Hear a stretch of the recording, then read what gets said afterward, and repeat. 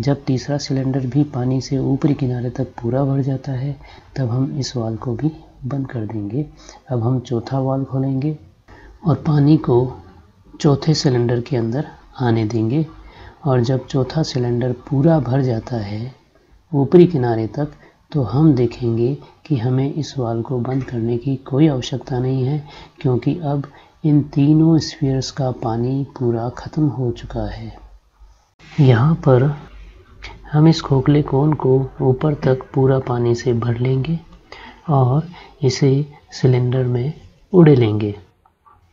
हम ये पाएंगे कि सिलेंडर अभी पूरा भरा नहीं है, तो दोबारा हम इस कोन के अंदर पानी ऊपर तक भर लेंगे और दूसरी बार फिर इस पानी को हम सिलेंडर में उड़े लेंगे। अब हम इस सर्कुलर डिस्क के आइडेंटिकल और अनेक डिस्क लेते हैं और उन्हें एक के ऊपर एक रखते जाते हैं। हम ये सर्कुलर डिस्क एक दूसरे के ऊपर h ऊंचाई तक रखते हैं।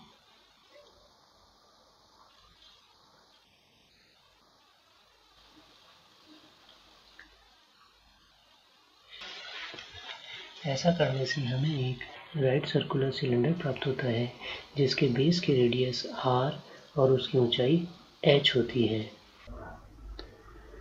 हेलो व्यूअर्स, आज हम वॉल्यूम के बारे में बात करेंगे और अलग अलग सॉलिड्स के वॉल्यूम के लिए फॉर्मूले डेवलप करेंगे। तो सबसे पहले हम ये समझें कि वॉल्यूम क्या होता है।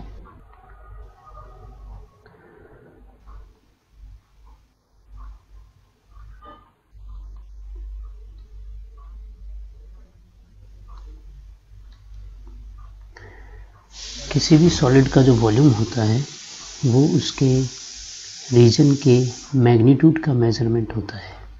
कहने का अर्थ ये है कि किसी भी सॉलिड का जो रीजन है उस रीजन की कितनी मात्रा है उसका माप ही वॉल्यूम कहलाता है। अब रीजन क्या होता है? किसी भी सॉलिड के इंटीरियर पार्ट और उसकी बाउंड्री को मिला करके उस सॉलिड का रीजन बनता है। जैसे हम एक एग्जांपल लेते हैं।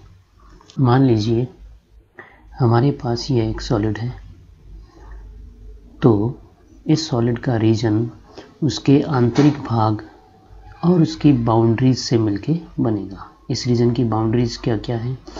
इसके 6 फेसेस हैं, 4 साइड के फेस, एक ऊपर का फेस, एक नीचे का फेस, और इसके 12 किनारे हैं, 4 ऊपर के किनारे, 4 खड़े किनारे और 4 ही नीचे के किनारे।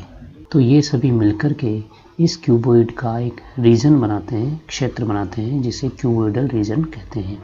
इस क्षेत्र की मात्रा का मापन ही इसके वॉल्यूम को मापना कहलाएगा। दूसरे शब्दों में हम ये कह दें कि इस सॉलिड ने पूरे स्पेस के अंदर जितनी जगह घेर रखी है वही इसका वॉल्यूम है या आयतन है। तो वॉल्यूम की डेफिनेशन हम लिखें,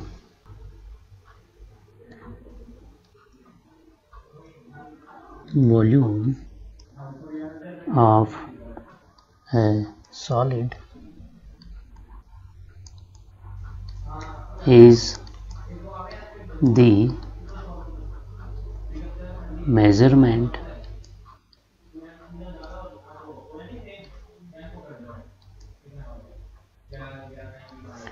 of the magnitude of the region of the solid। अर्थात किसी सॉलिड का वॉल्यूम उसके रीजन के मैग्नीट्यूड का मेजरमेंट होता है। साधारण शब्दों में अगर हम कहें तो किसी भी सॉलिड का वॉल्यूम स्पेस में या अंतरिक्ष में उसके द्वारा घेरी गई जगह का माप होता है। अब हम विभिन्न सॉलिड्स के वॉल्यूम्स को कैलकुलेट करने के लिए फॉर्मूलाज को डेवलप करेंगे। तो सबसे पहला सॉलिड हम यहाँ ले रहे हैं क्यूबॉइड।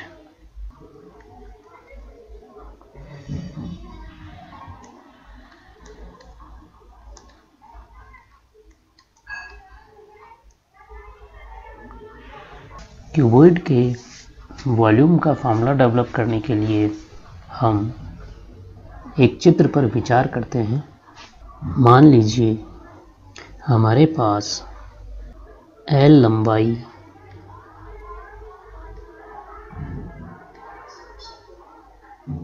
और B चौड़ाई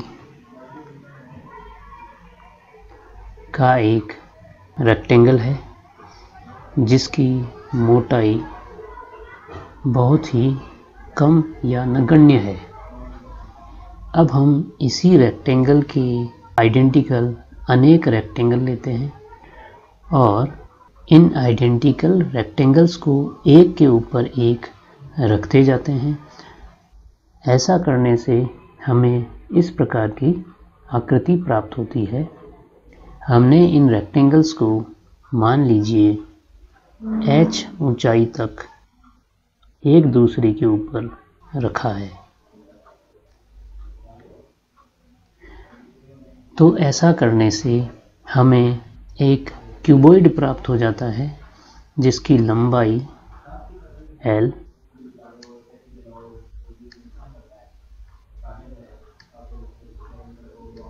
चौड़ाई B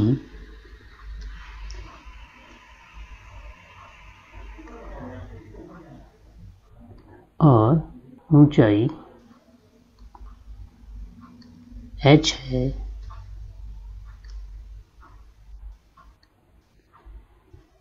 तो इस क्यूबॉइड ने स्पेस में कितना स्थान घेर रखा है उसको पता लगाने के लिए हम देखते हैं कि इस रेक्टेंगल ने सरफेस के अंदर कितनी जगह घेर रखी है।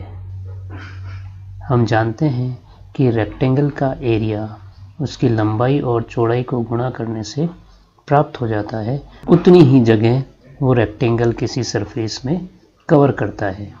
अब चूंकि इन रेक्टेंगल्स को हमने h ऊंचाई तक एक दूसरे के ऊपर रखा है, इसलिए इस परिणामी क्यूबॉइड के द्वारा स्पेस में घेरा गया स्थान इस एक रेक्टेंगल के द्वारा घेरे गए स्थान का h गुना हो जाएगा।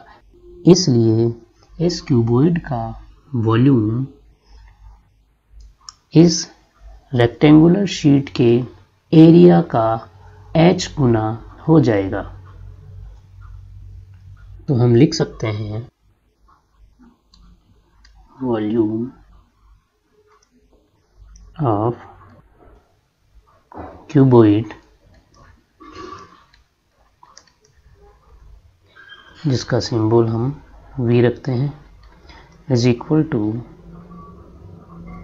Area covered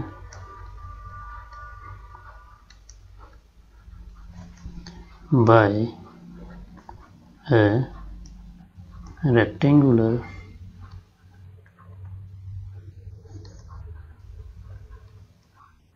sheet into h is equal to हो जाएगा L into B into h। क्योंकि रेक्टेंगुलर शीट जो एरिया कवर करती है उसको कैलकुलेट करने के लिए हमारे पास फॉर्मूला है लेंथ इंटू ब्रेड्थ, मतलब L into B is equal to हमें मिलेगा L B H। तो ये हमें क्यूबॉइड के वॉल्यूम को कैलकुलेट करने के लिए फॉर्मूला मिला है length into breadth into height. अब इस फॉर्मूले की हेल्प से हम कुछ नए फॉर्मूले एस्टेब्लिश करेंगे। हम इसे दोबारा लिखते हैं, V is equal to L into B into H. अब हम इसे पलट के लिखते हैं, अर्थात इसकी राइट साइड को लेफ़्ट साइड में और लेफ़्ट साइड को राइट साइड में लिख देते हैं। तो हमें मिलेगा gives that L B H is equal to V। अब हम दोनों तरफ BH से डिवाइड कर देते हैं, gives that L B H upon BH is equal to V upon BH। यहाँ पर B से B कैंसिल, H से H कैंसिल, गिव्स दैट हमें मिलेगा L is equal to V upon BH। Therefore cuboid की लेंथ का formula हमें मिला है, लेंथ जिसका सिंबल L है is equal to V upon B into H। अर्थात अगर हमें क्यूबॉइड का वॉल्यूम मालूम है, क्यूबॉइड की ब्रेड्थ मालूम है और क्यूबॉइड की हाइट मालूम है, तो हमें इस फॉर्मूले से क्यूबॉइड की लेंथ पता चल जाती है। तो हम इस फॉर्मूले का यूज़ करके क्यूबॉइड की लेंथ कैलकुलेट कर सकते हैं। अब हम क्यूबॉइड के वॉल्यूम का फॉर्मूला दोबारा लिखें। हमारे पास है V is equal to L B H। इसको वापस से हम पलट के लिखें, अर्थात राइट साइड को लेफ़्ट साइड में, लेफ़्ट साइड को राइट साइड में लिखें। तो हमें मिलेगा L B H is equal to V। अब हम यहाँ दोनों तरफ L H से डिवाइड कर देते हैं, तो हमें मिलेगा gives that L B H upon LH is equal to V upon LH। यहाँ पर L से L कैंसिल, H से H cancel, gives that B is equal to हमें मिलेगा V अपॉन LH। अर्थात हमें क्यूबॉइड की ब्रेड्थ मिली है, ब्रेड्थ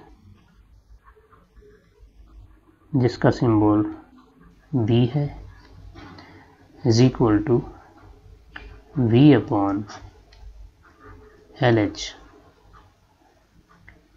इस प्रकार यदि हमें क्यूबॉइड का वॉल्यूम पता है, उसकी लंबाई पता है, उसकी ऊंचाई पता है, तो इस फॉर्मूले को यूज़ करके हम क्यूबॉइड की ब्रेड्थ मालूम कर सकते हैं।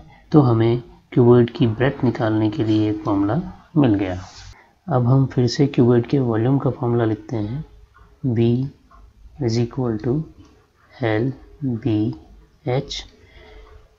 यहाँ पर भी राइट साइड को लेफ़्ट साइड में और लेफ़्ट साइड को राइट साइड में लिखते हैं, तो हमें मिलेगा L B H is equal to V। अब की बार इस इक्वेशन में हम दोनों तरफ L B से डिवाइड करते हैं, तो हमें मिलेगा गिव्स दैट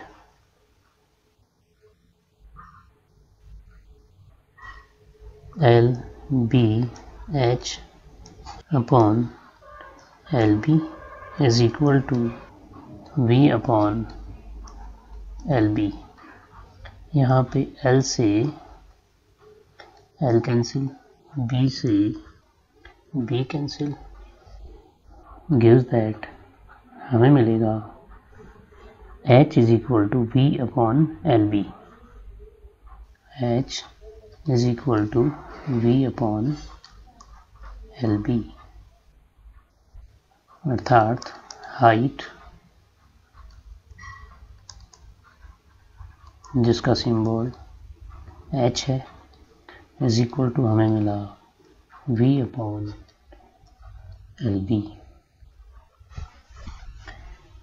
यदि हमें क्यूबॉइड का वॉल्यूम पता है, क्यूबॉइड की लेंथ पता है और क्यूबॉइड की ब्रेड्थ पता है तो इस फॉर्मूले को यूज में लेकर के हम क्यूबॉइड की हाइट कैलकुलेट कर सकते हैं।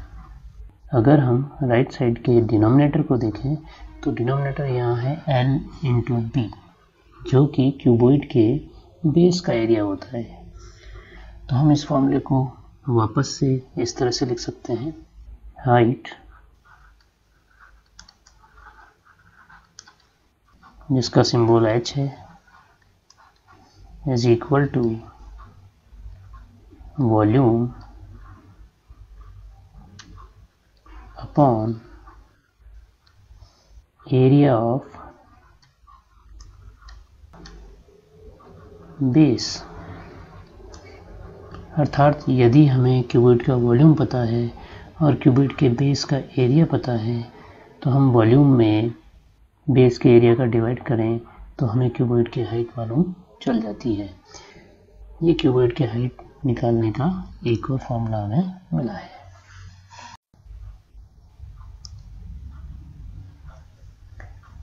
अब हम अगला सॉलिड लेते हैं, क्यूब।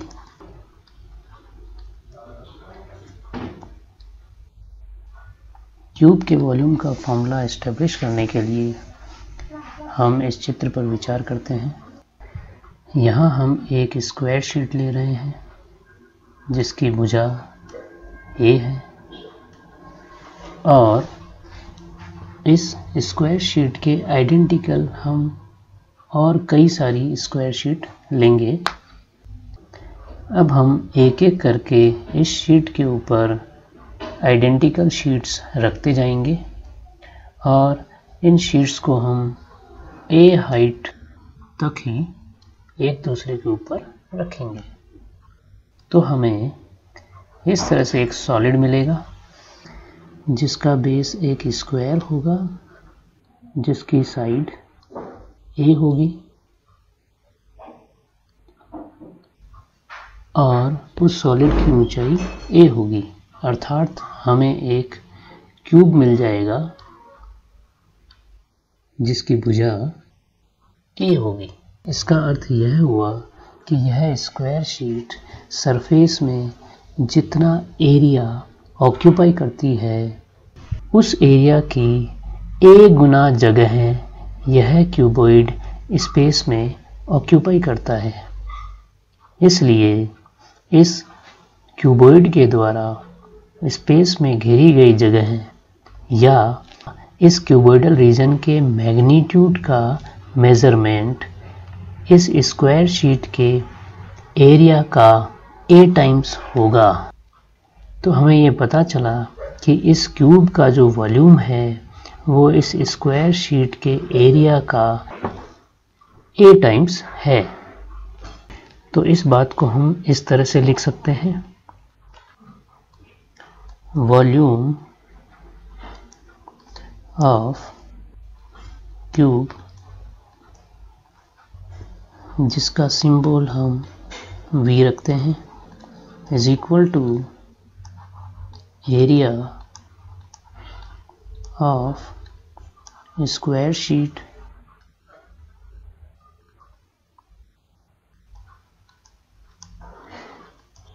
Into A।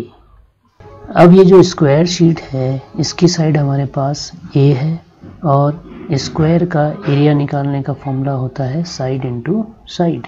तो यहाँ स्क्वायर शीट का एरिया हो जाएगा A इंटू A। तो हमें मिलेगा is equal to A into A into A is equal to हो गया A क्यूब। तो हमें क्यूब का वॉल्यूम कैलकुलेट करने के लिए यह एक फार्मूला मिला है, वॉल्यूम ऑफ क्यूब जिसका सिंबल V है is equal to A cube. अब इस फार्मूले से भी हम एक नया फार्मूला एस्टेब्लिश करेंगे। इसके लिए यह फार्मूला हम दोबारा लिखें, हमारे पास है v is equal to a cube. इसको भी हम पलट के लिखते हैं, राइट साइड को लेफ्ट साइड में, लेफ्ट साइड को राइट साइड में लिखें तो गिव्स दैट हमें मिलेगा a cube is equal to v। अब इस क्यूब को हटाने के लिए हम दोनों तरफ क्यूब रूट लेते हैं, गिव्स दैट हमें मिलेगा cube root of a cube is equal to cube root of v। यहाँ ब्रैकेट में हम लिखें taking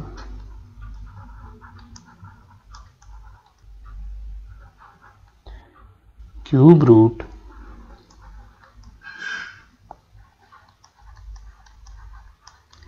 both sides.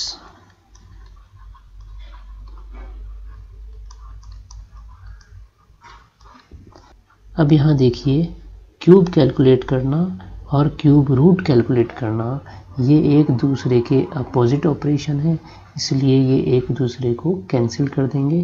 Gives that left side में हमें मिलेगा a is equal to right side में वही क्यूब रूट ऑफ v।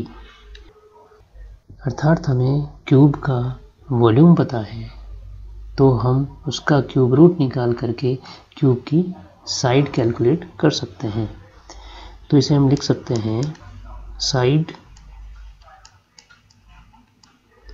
जिसका सिंबल a है, इज इक्वल टू हो गया cube root of volume.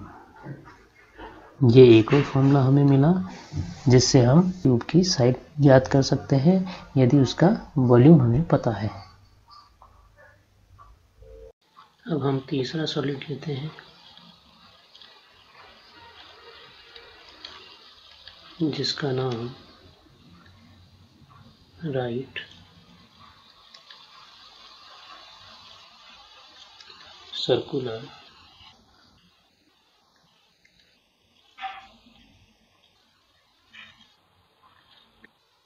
Cylinder है, और हम इस सॉलिड के लिए भी वॉल्यूम का फॉर्मूला एस्टेब्लिश करेंगे। इसके लिए हम इस चित्र पर विचार करते हैं। यहाँ पर हमारे पास एक r रेडियस की सर्कुलर डिस्क है जिसकी मोटाई बहुत ही कम है। अब हम इस सर्कुलर डिस्क के आइडेंटिकल और अनेक डिस्क लेते हैं और उन्हें एक के ऊपर एक रखते जाते हैं। हम ये सर्कुलर डिस्क एक दूसरे के ऊपर h ऊंचाई तक रखते हैं।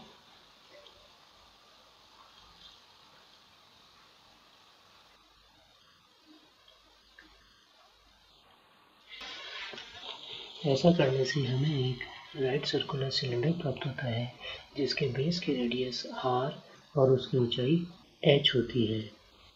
अब चूंकि r रेडियस की सर्कुलर डिस्क को एक दूसरे के ऊपर h ऊंचाई पर रखने से यह सिलेंडर बना है, इसलिए इस सिलेंडर का वॉल्यूम इस एक सर्कुलर डिस्क के द्वारा सरफेस में घेरे गए क्षेत्रफल का h गुना होगा। इस तथ्य को हम इस प्रकार से लिख सकते हैं, volume of right circular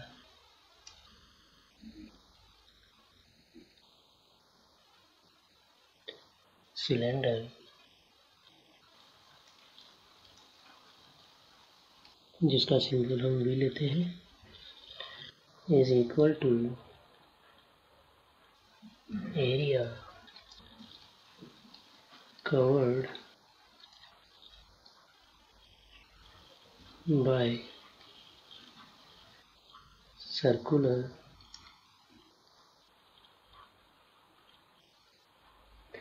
disc into h is equal to हमारे पास हो जाएगा pi r square into h, क्योंकि आर रेडियस की सर्कुलर डिस्क के द्वारा घेरा गया क्षेत्र पाई आर स्क्वायर होता है इज इक्वल टू हमें मिलेगा पाई आर स्क्वायर एच।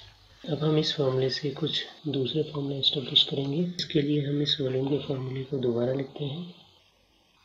हमारे पास है V is equal to pi r square h. अब हम इस फॉर्मूले को पलट के लिखते हैं, राइट साइड को लेफ्ट साइड में और लेफ्ट साइड को राइट साइड में लिखते हैं। गिव्स दैट हमें मिलेगा pi r square h is equal to v. अब हम दोनों तरफ पाई आर स्क्वायर से डिवाइड करते हैं। Gives that left hand side में हमें मिलेगा pi r square h upon pi r square is equal to right side में हमें मिलेगा v upon pi r square. यहाँ लेफ्ट साइड में पाई से पाई कैंसिल और आर स्क्वायर से r square cancel. Gives that हमें मिलेगा h is equal to v upon pi r square. Therefore हमें मिला हाइट जिसका सिंबल h है is equal to v upon pi r square. ये हमें एक फॉर्मूला मिला है जिसमें अगर हमें राइट सर्कुलर सिलेंडर का वॉल्यूम पता है और उसके बेस की रेडियस पता है तो इस फॉर्मूले की हेल्प से हम राइट सर्कुलर सिलेंडर की हाइट कैलकुलेट कर सकते हैं। अब हम यहाँ राइट साइड का डिनोमिनेटर देखें तो यहाँ लिखा है पाई आर स्क्वायर, जो कि इस राइट सर्कुलर सिलेंडर के बेस का एरिया है। तो हम इस फॉर्मूले को दोबारा से इस प्रकार से लिख सकते हैं कि height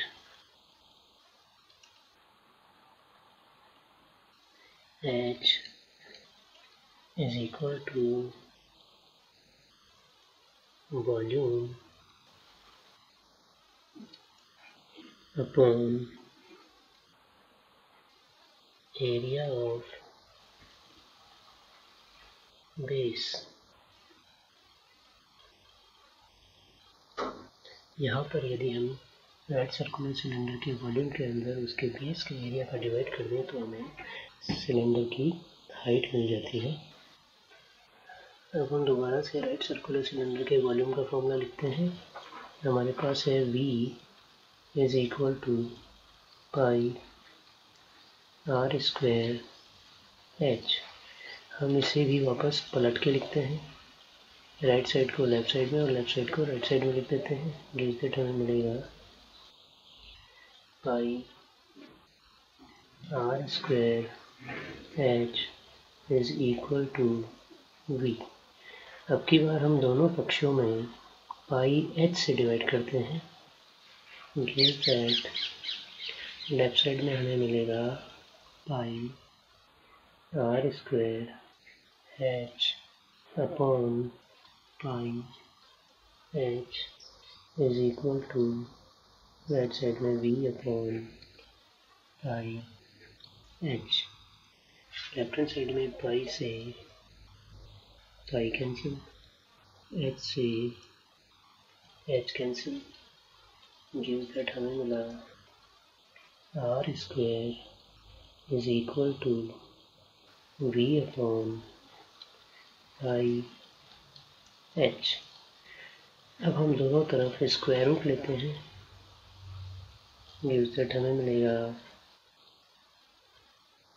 square root of r square is equal to square root of v upon pi h. अब यहाँ देखिए स्क्वायर निकालना और स्क्वायर रूट निकालना एक दूसरे के अपोजिट ऑपरेशन है। इसलिए ये एक दूसरे को कैंसिल कर देंगे, तो लेफ्ट साइड में हमारे पास केवल r बच जाएगा। गिव्स दैट हमें मिला r is equal to square root of v upon pi h। Therefore हम लिख सकते हैं रेडियस जिसका सिंबल r है is equal to under root v upon pi h। तो हमें यह एक और फॉर्मूला मिला जिसमें यदि हमें नेट सर्कुलर सिलेंडर का वॉल्यूम मालूम है और उसकी हाइट मालूम है, तो इस फॉर्मूले के प्रयोग से हम उसके बेस की रेडियस मालूम कर सकते हैं। अब हम चौथा सॉलिड लेते हैं।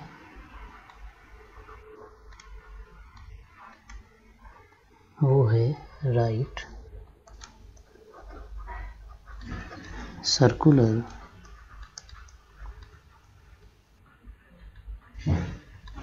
कोन।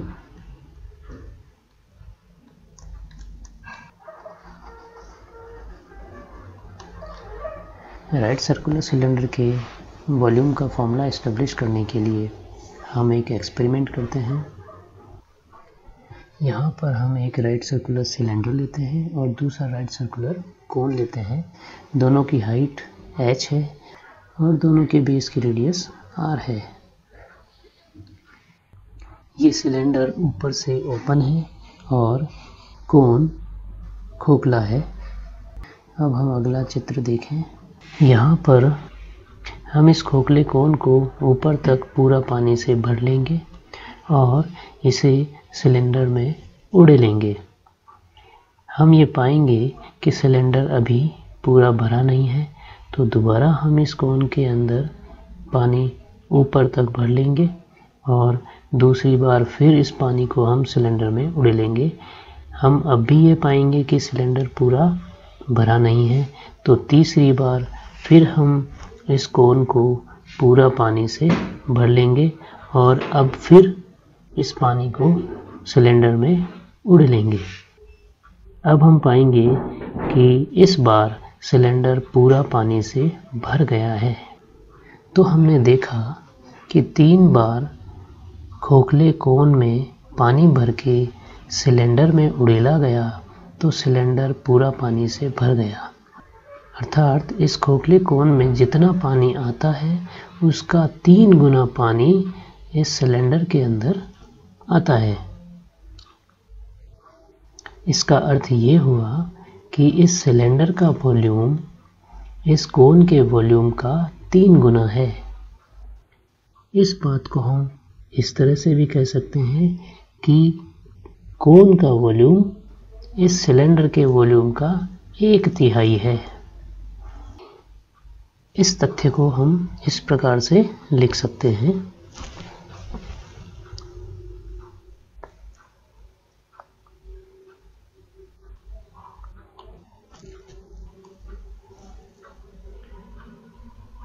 Volume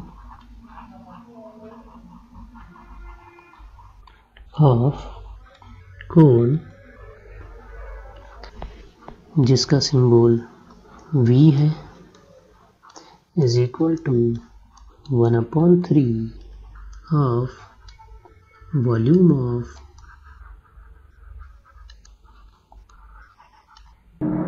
cylinder is equal to 1/3 of को हटाकर इसके स्थान पर मल्टीप्लाई का साइन लिखा जाएगा और फिर यही volume of cylinder, volume of cylinder.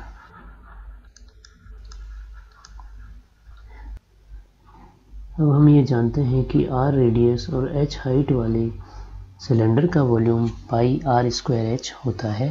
तो volume of cone V is equal to हो जाएगा 1/3 into pi r² h is equal to 1/3 pi r square h।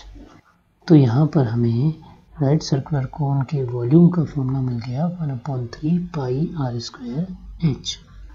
अब इसी फॉर्मूले की सहायता से हम कुछ नए फॉर्मूले एस्टेब्लिश करेंगे।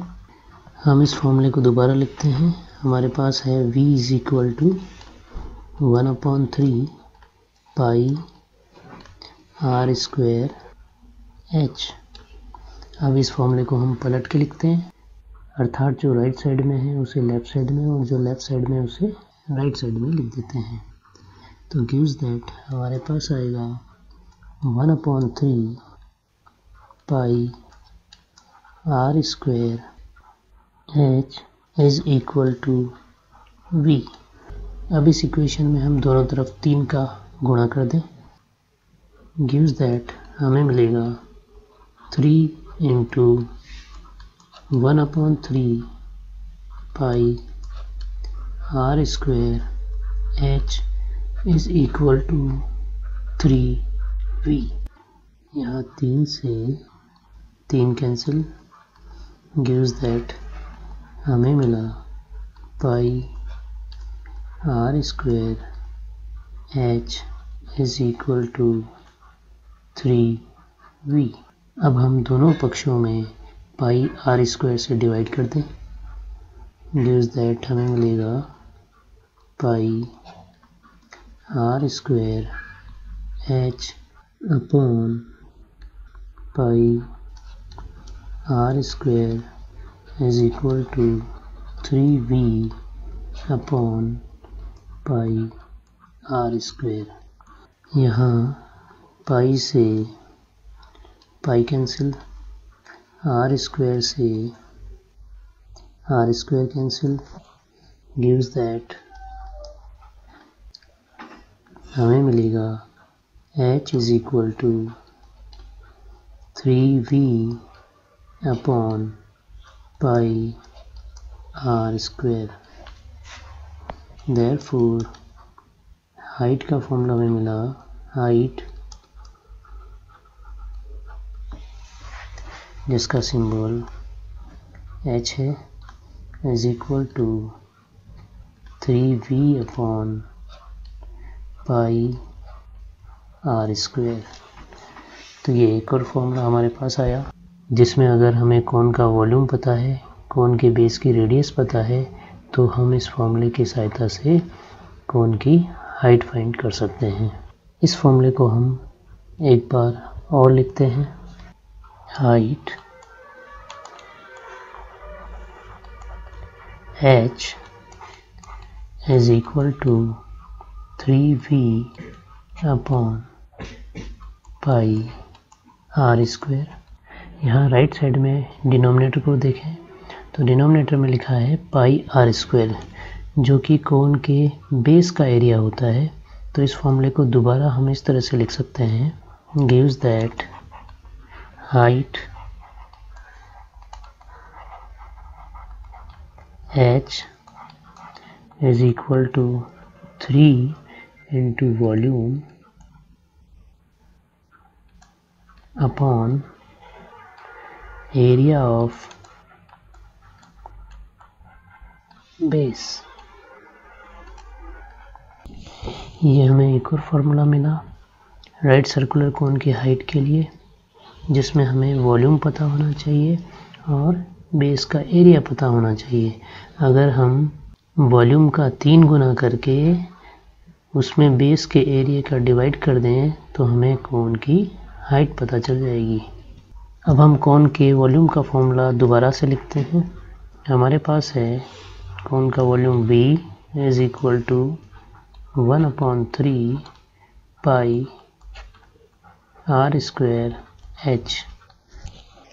इसे हम पलट के लिखें, राइट साइड को लेफ्ट साइड में, लेफ्ट साइड को राइट साइड में, तो हमें मिलेगा gives that 1/3 pi r square h is equal to v।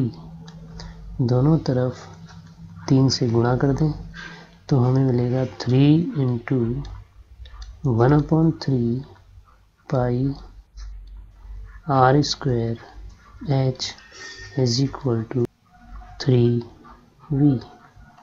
यहाँ 3 से 3 कैंसिल, गिव्स दैट हमें मिला pi r square h is equal to 3v। अब की बार हम दोनों पक्षों में पाई h से डिवाइड करेंगे तो हमें मिलेगा gives that pi r square h upon pi h is equal to 3v upon pi h। यहाँ पाई से पाई कैंसिल, h से h कैंसिल, गिव्स दैट हमारे पास आया r square is equal to 3v upon pi h। अब हम दोनों तरफ स्क्वायर रूट ले लें, गिव्स दैट हमें मिलेगा square root of r square is equal to square root of 3v upon pi h। अब यहाँ देखिए स्क्वायर और स्क्वायर रूट एक दूसरे के अपोजिट ऑपरेशन है, इसलिए ये एक दूसरे को कैंसिल कर देंगे तो हमें मिलेगा gives that r is equal to square root of 3v upon pi h। Therefore radius जिसका सिंबल r है is equal to under root 3v upon pi h। तो हमें रेडियस r के लिए एक फॉर्मूला मिला है जिसमें कोन का वॉल्यूम और उसकी हाइट पता हो तो हम कोन की रेडियस मालूम कर सकते हैं। अब हम पांचवा सॉलिड लेते हैं जिसके वॉल्यूम का फॉर्मूला हमें एस्टेब्लिश करना है और वह सॉलिड है sphere.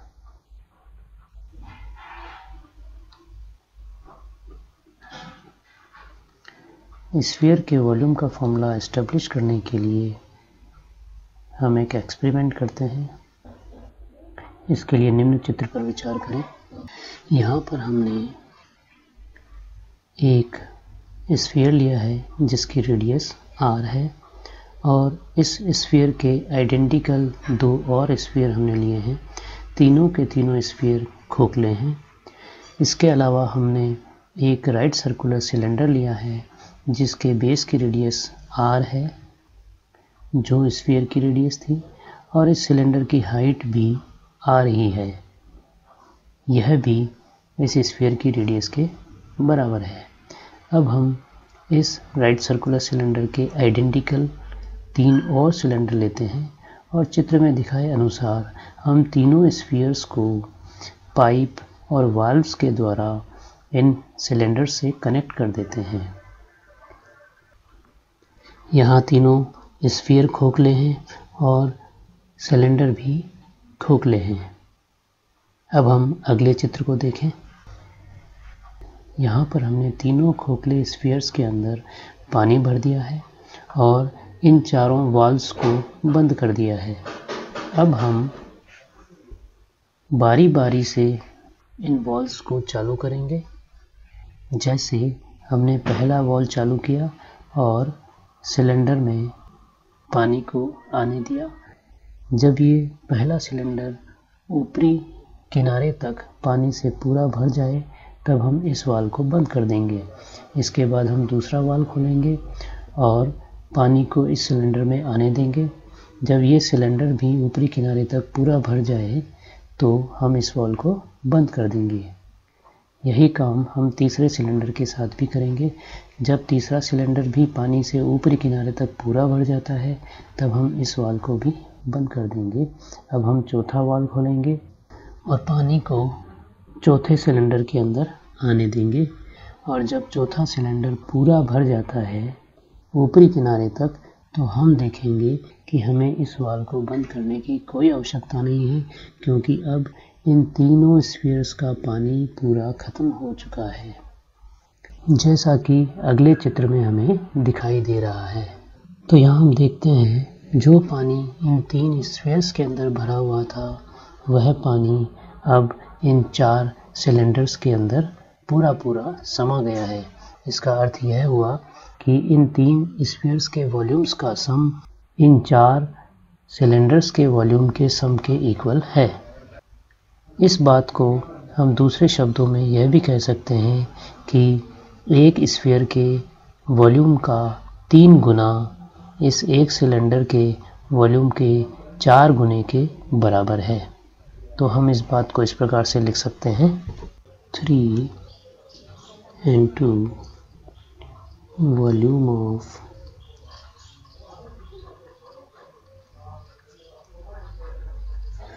sphere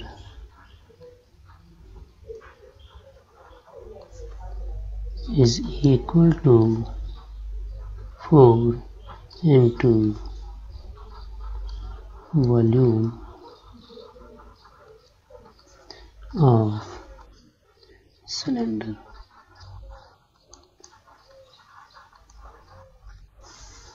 Gives that 3 into volume of sphere को हम लिखते हैं VS is equal to 4 into volume of cylinder का फॉर्मूला हमारे पास है पाई R square H।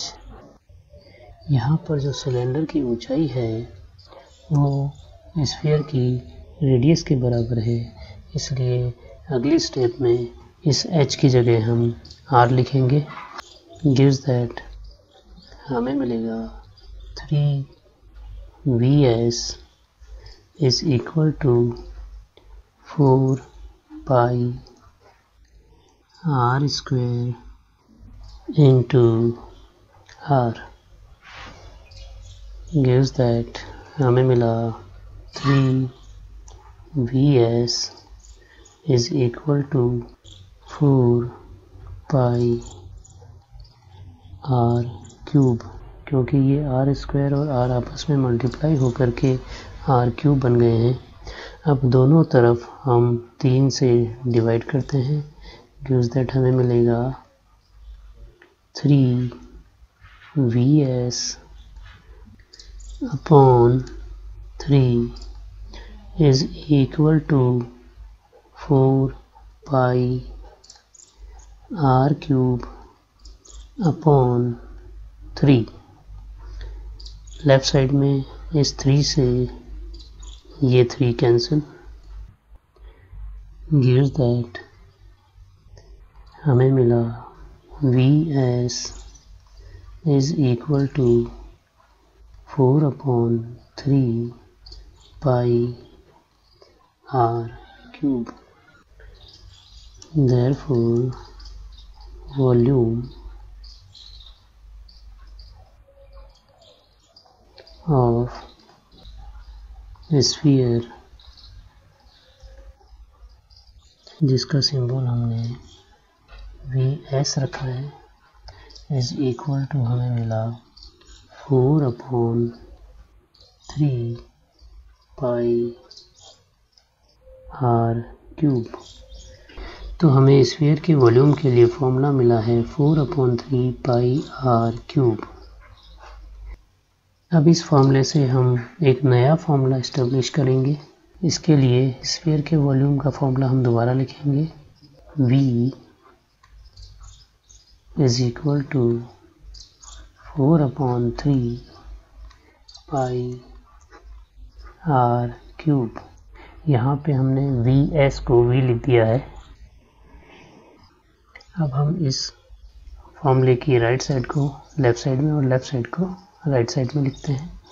Gives that हमें मिलेगा 4/3 pi r³ is equal to v।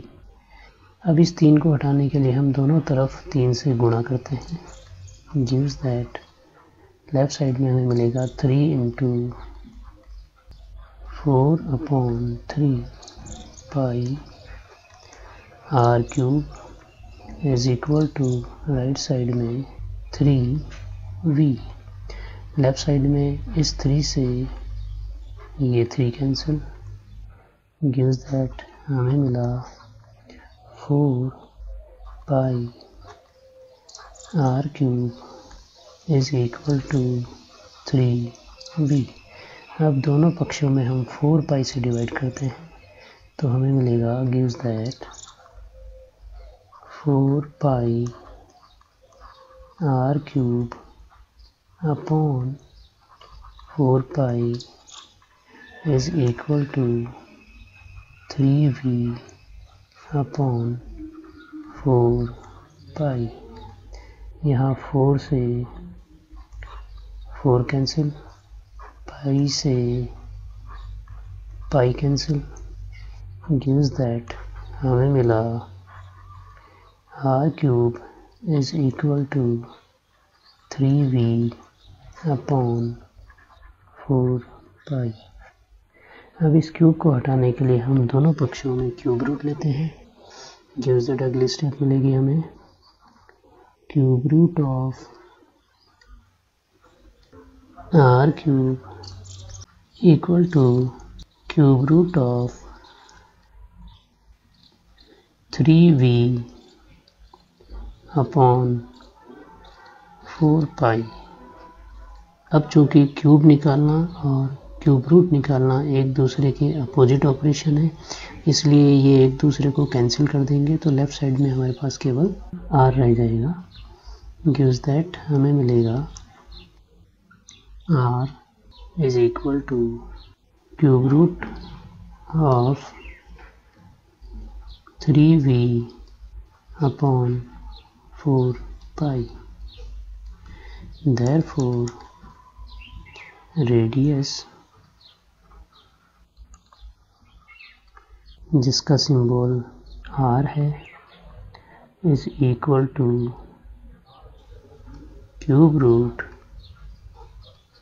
Of 3v upon 4 pi.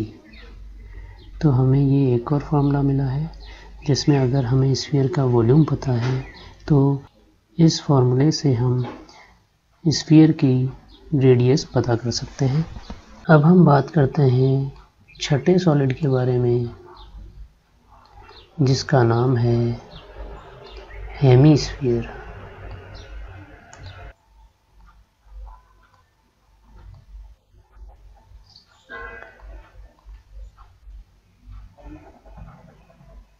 अब हम हेमीस्फीयर के वॉल्यूम के लिए फॉर्मूला एस्टेब्लिश करेंगे। इसके लिए हम अगले चित्र पर विचार करते हैं। यहाँ पर हमारे पास एक स्फीयर है जिसकी रेडियस r है और इस स्फीयर को हम इस स्फीयर के केंद्र से जाने वाले एक समतल की सहायता से 2 बराबर भागों में बांटते हैं। तो इस तरह से हमें इसके 2 जो समान भाग प्राप्त हुए हैं उनमें से प्रत्येक हेमीस्फीयर कहलाता है, जिसके वॉल्यूम का फॉर्मूला हम एस्टेब्लिश करेंगे। अब चूंकि एक पूरा स्फीयर यहाँ 2 समान भागों में बंट गया है, इसलिए प्रत्येक भाग का वॉल्यूम पूरे स्फीयर के वॉल्यूम का आधा होगा। अर्थात एक हेमीस्फीयर का वॉल्यूम उसी रेडियस वाले एक स्फीयर के वॉल्यूम का आधा होगा। इस बात को हम इस प्रकार से लिख सकते हैं, वॉल्यूम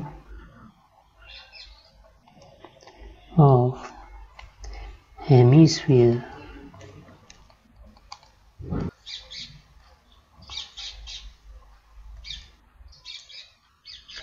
जिसका सिंबल V है is equal to half of the volume of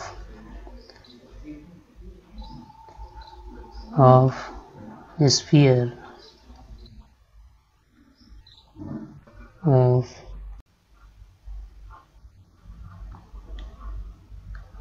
same radius r is equal to, हमें मिलेगा half into 4/3 pi r cube. क्योंकि ऑफ की जगह मल्टीप्लाई लगाया जाएगा और volume of sphere of radius r वो हमारे पास है 4/3 पाई r क्यूब, जैसा कि यहाँ पर लिखा है। यहाँ पर 2 से ये 2 एक बार कटेगा और ये 4 2 बार कटेगा, इज इक्वल टू हमें मिलेगा 2/3 पाई r क्यूब। तो हमें ये हेमीस्फीयर के वॉल्यूम का फॉर्मूला मिला है, जहाँ r उसकी रेडियस है। अब इस फॉर्मूले से हम एक नया फॉर्मूला एस्टेब्लिश करेंगे। इस फॉर्मूले को हम दोबारा लिखें। v is equal to 2/3 pi r cube. अब इसे पलट करके लिखते हैं, राइट साइड को लेफ्ट साइड में और लेफ्ट साइड को राइट साइड में। तो हमें मिलेगा gives that 2/3 pi r cube is equal to v। अब इस 3 को हटाने के लिए, क्योंकि ये डिनोमिनेटर में है, इसलिए हम 3 से दोनों तरफ मल्टीप्लाई करते हैं। तो हमें मिलेगा gives that 3 into 2/3 pi r cube is equal to 3v। यहाँ पर इस 3 से ये 3 cancel, gives that left side में हमें मिलेगा 2 pi r cube is equal to, right side में हमें मिलेगा 3v। अब दोनों पक्षों में हम 2 पाई से डिवाइड करते हैं, गिव्स दैट लेफ्ट साइड में हमें मिलेगा 2 pi r cube upon 2 pi is equal to 3v upon 2 pi. यहाँ पर इस 2 से ये 2 कैंसिल होगा और इस पाई से ये पाई कैंसिल होगा, गिव्स दैट हमें मिलेगा लेफ्ट हैंड साइड में r cube is equal to right hand side में 3v अपॉन 2 पाई। अब इस क्यूब को हटाने के लिए हम दोनों तरफ क्यूब रूट लेते हैं, गिव्स दैट हमें मिलेगा cube root of r cube is equal to cube root of 3v upon 2 pi. अब चूंकि क्यूब लेना और क्यूब रूट लेना एक दूसरे के अपोजिट ऑपरेशन है, इसलिए ये एक दूसरे को कैंसिल कर देंगे। तो लेफ्ट साइड में हमारे पास केवल r बच जाएगा, गिव्स दैट हमें मिलेगा r is equal to cube root of 3v upon 2 pi. Therefore radius जिसका सिंबल r है इज इक्वल टू हमें मिला cube root of 3v upon 2 pi. इस प्रकार से हमें ये एक और फॉर्मूला मिला है जिसमें अगर हेमीस्फीयर का वॉल्यूम हमें मालूम हो तो हम हेमीस्फीयर की रेडियस कैलकुलेट कर सकते हैं।